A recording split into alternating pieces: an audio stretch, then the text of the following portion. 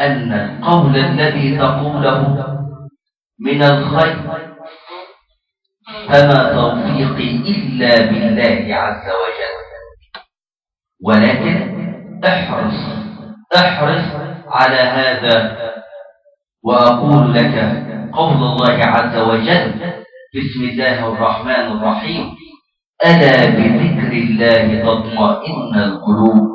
أقول قولي هذا وأستغفر الله العظيم لي ولكم.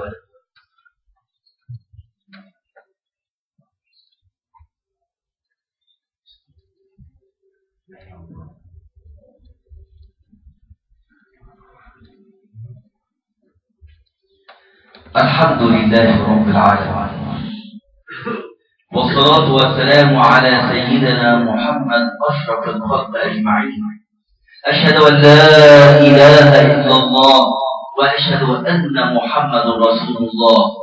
يا ربنا لا تحرمنا من هذه الشهادتين، لا تحرمنا من الشهادة عند الموت وعند القبر وعند لقائك بنا يا رب العالمين، ولا تحرمنا من النظر إلى وجهك الكريم، اللهم آمين.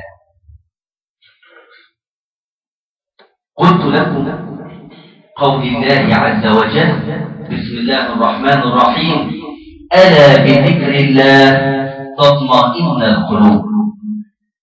ويتساءل البعض: ما معنى اطمئنان القلب؟ هل هو الإحساس بالطاعة، أم أن القلب يشفى من مرض، أم ماذا؟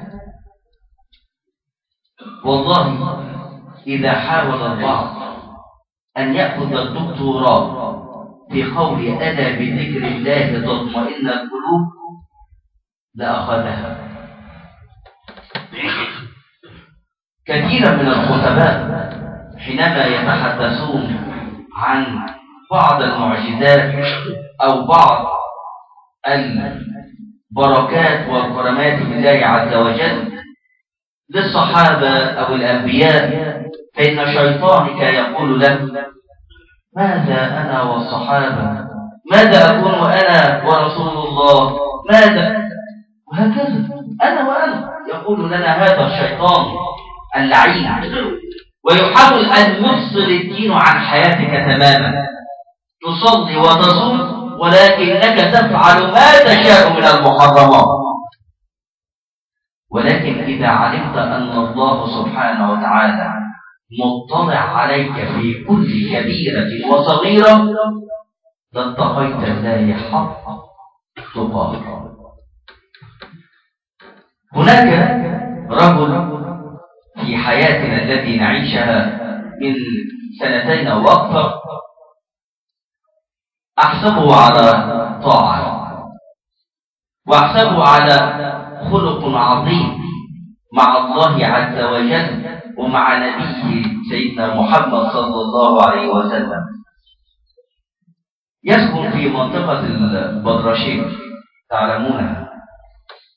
هذا الرجل لديه فتاة وكانت دائما تشكو من وجع في القلب، ألم في القلب، فكان يقول لها: قد يكون هذا من سوء الطقس، حالة البرودة التي نعيشها والكل يشتكي الآن من العظام، أو قد يكون كذا أو كذا. ولكن الفتاة ما زالت تتوجع وتتألم، فقالت: سأخذها إلى المستشفى، وبمبدأ الأخذ بالأسباب. فذهب بها إلى هذا المكان، وبقدر الله عز وجل كان هناك خبير أجنبي أستاذ في علوم القلب والعمليات المفتوحة وما شابه ذلك، وقدرت كشف على هذه البنت وقام بعمل الفحوصات والأشعة، فوجد أن هذه الفتاة تعاني من ثقب في القلب، وهذا هو الألم الشديد الذي تشعر به هذه الفتاة. ومعه مترجم، فقال له أن هذه الفتاة ستجري لها عملية في أسرع وقت، ولكن العملية لا يستطيع فعلها هنا ولكن في إنجلترا أو أمريكا، وهذه الجراحة ستتكلف $16,000 ناهيك عن السفر والإقامة وما شابه ذلك. فنظر إليهم هذا الرجل وهو فقير، قال: ماذا؟ $16,000؟ وهل معي 16,000 قرش؟ وقالوا له في العلاقات العامة: ماذا ستفعل؟ ابنتك ستموت. فقال بلغة العوام، واللهم ارزقنا إيمان العوام، فقال: اللي جابه هو اللي يخدم. بهذه المقولة، اللي جابه هو اللي يخدم، مش أنا اللي جبت لها المرض ده ربنا هو اللي يقدر يشيله. فالعلاقات العامة أخذ بياناته من التليفون والعنوان وذهب إلى سبيل حاله، ولكن حينما ذهب إلى البيت